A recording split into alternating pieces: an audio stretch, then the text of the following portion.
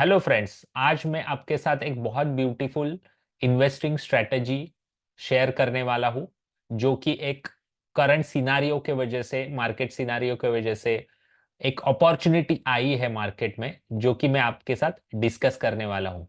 सो directly जाते हैं। So strategy है buying on dip, which is the best strategy.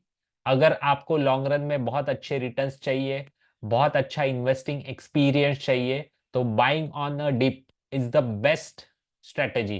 So उसके बारे में हम थोड़ा सा डिस्कस करते हैं। सो सबसे पहले करंट सिनारियो के बारे में हम देखते हैं। सबको मालूम है एफआई सेलिंग हुई है, जिसके वजह से 27 सितंबर को निफ्टी था 26,200 और आज 23,500 600 के आसपास है, मतलब ऑलमोस्ट 12% की सेलिंग हुई है। एफआई सेलिंग कितनी हुई है, इसके लिए मैं आपके साथ मनी कंट्रोल का एक पेज शेयर करता हूँ। मंथ टिल डेट, मतलब 28 नवंबर को मैं ये वीडियो शूट कर रहा हूँ। आप देख सकते हो एफआईआई ने 34,000 करोड़ की सेलिंग की है, उसके सामने डीआईआई ने 31,000 करोड़ की बाइंग की है। नीचे जाते हैं, फिर मैं आपको बताता हूँ अक्टूबर मंथ में कितनी सेलिंग हुई थी। अक्टूबर के मंथ में 1,14,000 करोड़ की सेलिंग हुई थी और उसके सामने 1,07,000 करोड़ की बाइंग हुई थी फ्रॉम डीआईआईज। आप देख सकते हो एफआई ने सेलिंग की है ह्यूज, और उसके वजह से ये लार्ज कैप में करेक्शन आया है। आपको समझना पड़ेगा, जो एफआई सेल करते हैं या फिर एफआई इन्वेस्ट करते हैं, उनका मेजर पैसा होता है टॉप 100 स्टॉक्स में। जैसे ही वो सेलिंग करते हैं, लार्ज कैप में करेक्शन दिखाई पड़ेगा आपको, स्मॉल और मिड कैप में उतना करेक्शन आपको नहीं दिखाई पड़ेगा। उसके वजह से हुआ क्या है, यहाँ पे वैल्यूएशन गैप क्रिएट हुई है। वैल्यूएशन गैप क्या होती है, मैं आपको बताता हूँ। इंडिया की टोटल मार्केट कैप के अगेंस्ट, ये लास्ट वाली आप कॉलम रो दे सकते हो कि टॉप 50 स्टॉक्स का जो परसेंटेज है ओवरऑल मार्केट कैप में, वो एकदम रिड्यूस हो गया है 47%। ये होना चाहिए अप्रोक्सीमेटली 55% के आसपास, मतलब एवरेज में बता रहा हूँ, जो कि हुआ है 47%। ये दिखाता है कि टॉप 50 स्टॉक्स काफी सस्ते हैं compare to small mid cap. इसके बाद नेक्स्ट 50, मतलब अ, ये टॉप 100 स्टॉक्स का परसेंटेज होना चाहिए अप्रोक्सीमेटली मार्केट कैप के हिसाब से 70% के आसपास। करंटली वो है 47 + 14 61%। और ये सितंबर का डेटा है। अक्टूबर में मार्केट टॉप 100 स्टॉक्स और नीचे आए हैं, नवंबर में और नीचे आए हैं। ये जो परसेंटेज है और ड्रॉप हुआ है। सब्सिक्वेंटली आप देख सकते हो mid cap and small cap और ज्यादा एक्सपेंसिव लगे हैं, हुए हैं। इसका परिणाम क्या होगा, इसका परिणाम सिंपल होगा। जिन्होंने भी स्मॉल और मिड कैप में पैसे बनाए हैं, जो इंटेलिजेंट इन्वेस्टर है, वो वहां पे प्रॉफिट बुक करेंगे और लार्ज टॉप 100 स्टॉक्स में आएंगे। ये करंट सिनारियो के बारे में हम बात कर रहे हैं। पॉलिटिकल इंस्टेबिलिटी, अगर आपको पता है तो कल इलेक्शंस हुए महाराष्ट्र में। महाराष्ट्र इलेक्शंस केंद्र सरकार के इलेक्शन से बहुत ज्यादा इंपॉर्टेंट रोल प्ले करते हैं, क्योंकि महाराष्ट्र ये जीडीपी वाइज सबसे बड़ा स्टेट है और मुंबई यहाँ पे आता है। जो भी पॉलिटिक्स होती है, अगर आपको समझ में आती है, ये पूरी सेंटर्ड अराउंड इकोनॉमिक्स होती है। जब भी पॉलिटिक्स के बारे में बात करते हैं तो बहुत इमोशनल हो जाते हैं। इमोशनल होने की कोई जरूरत नहीं। राहुल गांधी आ जाए, नरेंद्र मोदी आ जाए, अपना पैसा बनना चाहिए। ये मैं स्टेटमेंट करता हूँ तो लोग राष्ट्रभक्ति वगैरह पे आ जाते हैं। उसको साइड में रखिए, हम बात कर रहे हैं फुल्ली लॉजिकल हमारी इन्वेस्टमेंट्स के बारे में। महाराष्ट्र इलेक्शंस का बहुत ज्यादा इम्पैक्ट रिजल्ट 23 नवंबर को है, केंद्र सरकार के ऊपर आएगा, उसके स्टेबिलिटी के ऊपर आएगा। मेरा व्यू ये है, अगर बीजेपी 100 सीट्स से नीचे रहती है महाराष्ट्र में, तो पॉलिटिकल इंस्टेबिलिटी रहेगी महाराष्ट्र में, और सेंट्रल गवर्नमेंट में भी बहुत ज्यादा पॉलिटिकल इंस्टेबिलिटी रहेगी। 100 से ऊपर सीट्स अगर बीजेपी को आते हैं, तो पॉलिटिकल इंस्टेबिलिटी मुझे नहीं दिखती आने वाले टाइम में रहेगी, केंद्र सरकार में भी और महाराष्ट्र सरकार में भी। आपको वो वॉच आउट करना है कि बीजेपी को कितने सीट्स आते हैं। अगर पॉलिटिकल इंस्टेबिलिटी होती है, तो आप समझ लीजिए मार्केट बहुत ज्यादा वोलाटाइल होगा और हमें अपॉर्चुनिटी बनेगी। सो इमोशनल जो मतलब अभी चालू है, बहुत सारे नैरेटिव्स चालू है, उसमें नहीं जाना है, हमें लॉजिकल रहना है, क्योंकि लॉजिकल इंसान ही पैसे बना सकता है, हैप्पी हो सकता है, अकॉर्डिंग टू मी।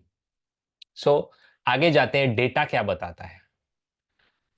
मैं आपके साथ एक बहुत ब्यूटीफुल डेटा शेयर करने वाला हूं। इसमें थोड़ा सा कॉम्प्लिकेटेड है, लेकिन ग्रीन जो ये है ना हाईलाइटेड, वो आप देखिए सिर्फ, ये सिर्फ जैन 2008 और मार्च 2009, जुलाई 11, अक्टूबर 11, ये से स्टार्ट डेट एंड डेट मतलब पीरियड्स मैंने दिए हैं। उसमें एफ आई सेलिंग आई है बहुत ज्यादा। ये एफ आई सेलिंग इतनी आई है। कितना आउटफ्लो हुआ है, इतना परसेंटेज आउटफ्लो हुआ है। एफ आई की ओनरशिप, ये कॉलम आप देख सकते हो, 16% थी जनवरी 8 से मार्च 9, मतलब ऑलमोस्ट 13-14 मंथ्स के पीरियड में एफ आई ओनरशिप 16 से 13% पे आई, और बीएसई 500 स्टॉक 66% नीचे गिरे। ऐसे हर एक पीरियड में US credit rating downgrade, taper tantrum, ऐसे बहुत सारे डिप्स आए थे। कितना मार्केट नीचे आया आप देख सकते हो, कितना एफ आई सेलिंग हुई देख सकते हो। करंटली 11.5 बिलियन की एफ आई सेलिंग आई है। एफ आई ओनरशिप 18.3% था, जो कि अराउंड अकॉर्डिंग टू मी 13-14% पे आया है। और बीएससी 500 यहाँ पे जो डेटा निकाला है वो 8% नीचे था, करंटली वो 12% नीचे है।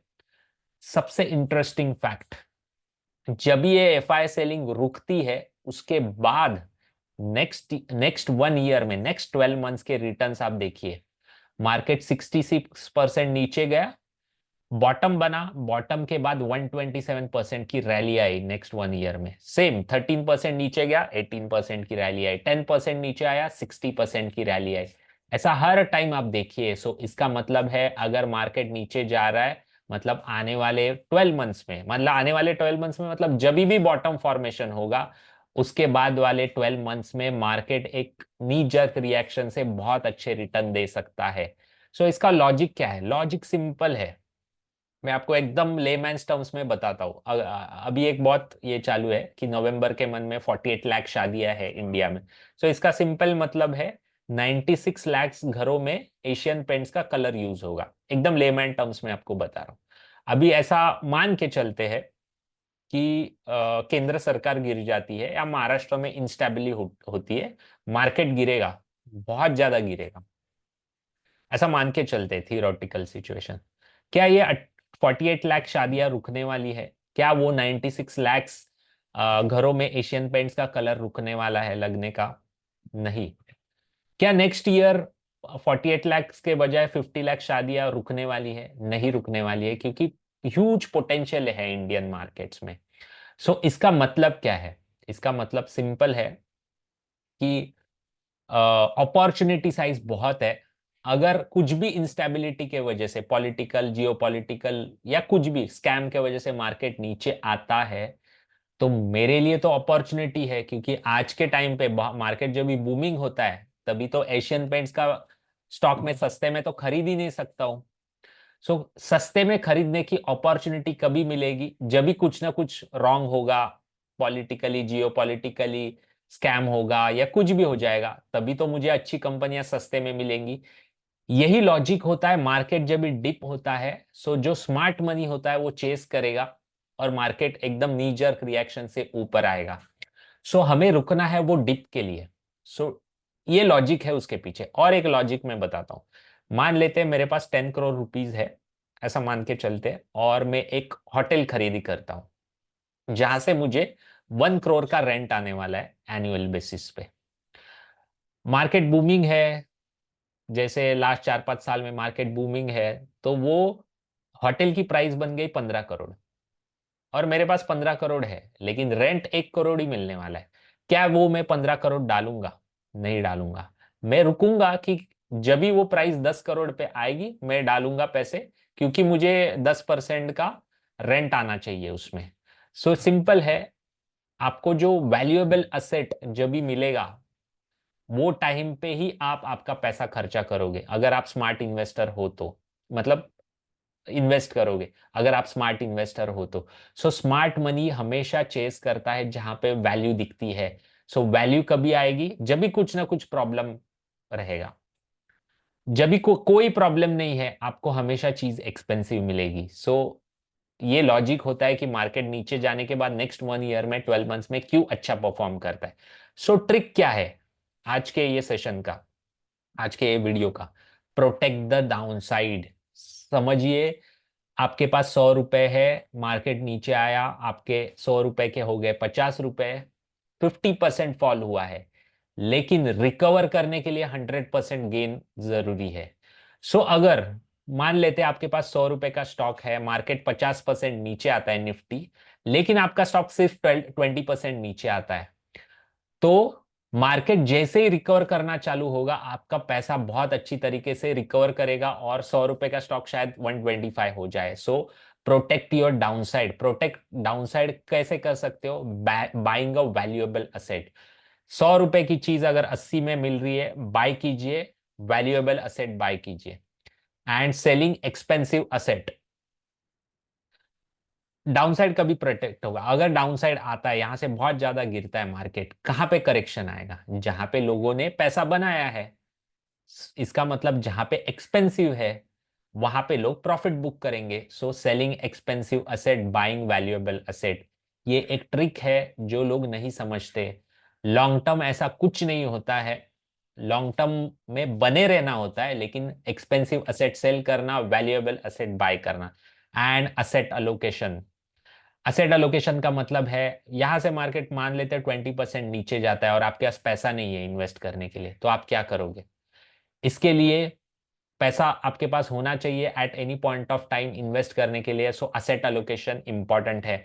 100% इक्विटी में आप इन्वेस्टेड हो, मार्केट 20%, 25% डिप करेगा, आपके पास पैसा नहीं होगा इक्विटी में डालने के लिए। ऑन टॉप ऑफ इट, आपका इमोशनली उसका इम्पैक्ट बहुत ज्यादा होगा, क्योंकि जब भी आप देखते हो 1 करोड़ रुपीज आप इन्वेस्टेड हो, मार्केट 25% नीचे जाता है, 1 करोड़ के 80 लाख हो जाते हैं, इमोशनली साइकोलॉजिकली आप बहुत ज्यादा डिस्टर्ब रहोगे। इसके लिए असेट अलोकेशन इंपॉर्टेंट है। सो टू कंक्लूड, बहुत अच्छी अपॉर्चुनिटी आने वाली है, आई हुई है।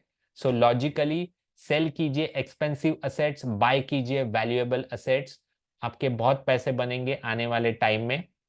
सो आई होप ये वीडियो आपके इन्वेस्टिंग जर्नी में कंट्रीब्यूट करेगा। Thank you very much.